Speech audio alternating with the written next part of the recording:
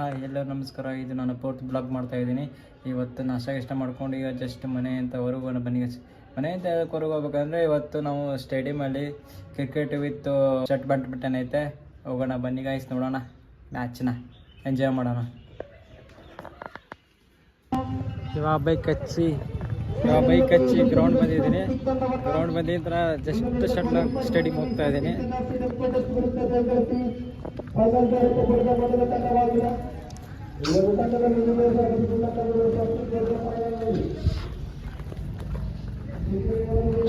ಇಲ್ಲಿ cricket match ಐತೆ.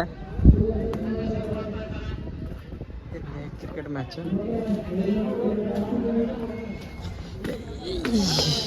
ಇಲ್ಲಿ ಶಟ್ಲಾಕ್ ಸ್ಟೇಡಿಯಂ ಬಂದು ಇಲ್ಲಿ ಟಾಯ್ಲೆಟ್ ರೂಮು ಎಲ್ಲ ಐತೆ.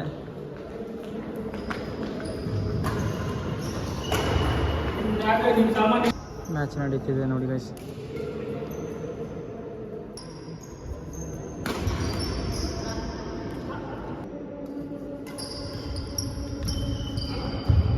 ಶಟ್ಲಾಕ್ ಗ್ರೌಂಡ್ ಹತ್ರ ಹೊರಗೆ ಹೋಗಿ ಬನ್ನಿ ಗೈಸ್. ಚತಲ್ಲ ಅಲ್ಲಿ ಹೋಗಿ ಬನ್ನಿ.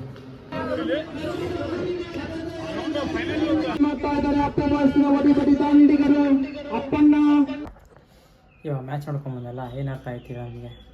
ಸಹನೆ, ಸ್ಥಿರತೆ, ಏಕಾಗ್ರತೆ ಇತ್ತಂದ್ರೆ ಏನು ಬೇಕಾ ಸಾಧನೆ ಮಾಡ್ಬೋದು.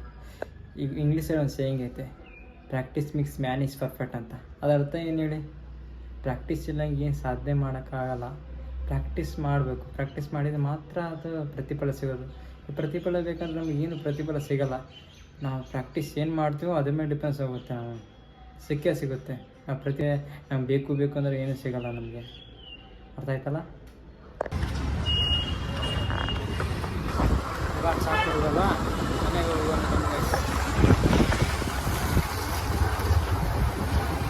ಈ ನನ್ನ ಮಕ್ಳು ಮತ್ತೆ ಶುರು ಮಾಡಿದ್ರಯ್ಯ.